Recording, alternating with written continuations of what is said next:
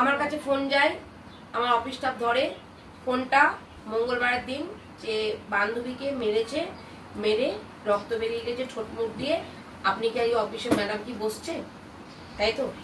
বলেছি হ্যাঁ। কিভাবে যাব, অ্যাড্রেসটাও জানে, ও যেহেতু লাইভ দেখে, ও বান্ধবীকে হেল্প করার জন্য পরের বার আবার ফোন করে, তখন ফোনটা আমি তুলি।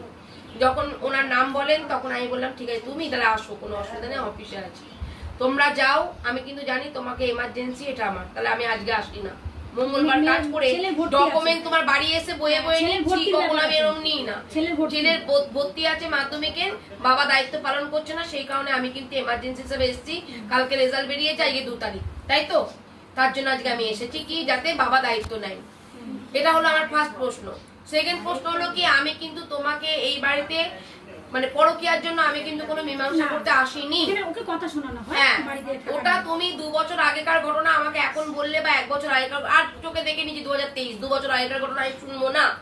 যেটা নিয়ে কাউন্সিলর হয়েছে, পৌরসভা, থানা পুলিশ হয়েছে, বা তোমার বাড়ির লোক জেনেছে, বা তোমরা যেগুলো করছো, আমি এসব না। আমি আসার পর কিটা হচ্ছে সেটা আমি দেখবো।